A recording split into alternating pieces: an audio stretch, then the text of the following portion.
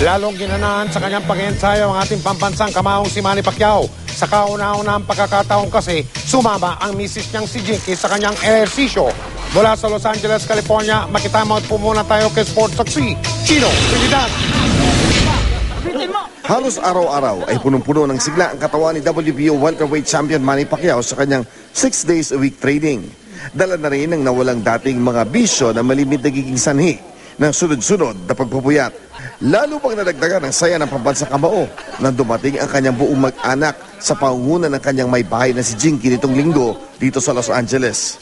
Sa kanyang regular na morning run sa mataas na bahagi ng Griffith Park kanina, lumabas ang palabirong pagkatao ng 8 Division World Champion. Magandang umaga, pamula po dito sa Los Angeles, California. Ito ang ikatlong araw na Pacquiao Bradley countdown para sa World Welterweight Championships.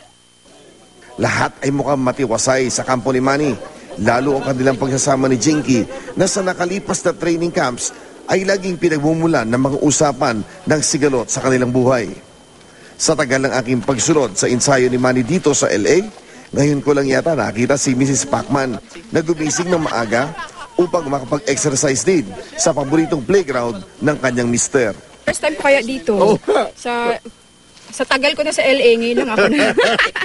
ano nakain mo o pantanggal mo ng jet lag to? Kararating mo lang Tsaka wala kasing exercise eh. Kailangan ko mag-exercise. Naman talaga. Yes. Parang second honeymoon to. Yes. Laging honeymoon. Halos every day. Pag walang fight ha. Ngayon medyo tiis muna. Hanggang kinahaponan sa kanyang gym session, nag-uubapaw ang saya sa mukha ni Pacquiao. Hindi ininda ang 30 rounds sa iba't ibang training stations na kasama ang 11 rounds sa mitts.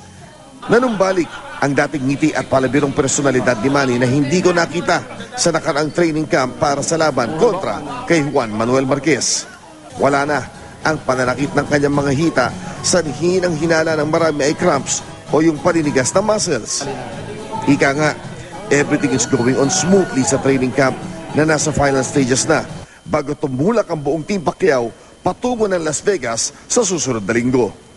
Ito ho ang training camp ni Manny Pacquiao 1 week bago kami pumunta ng Las Vegas. Ito na nga ba ang pinahamagandang kampo ng ating pambansang kamao? Yan ho ang malalaman natin. Pamula po dito sa Los Angeles, California. Ako po si Chino Trinidad. Nakatutok, ilan? 24 oras!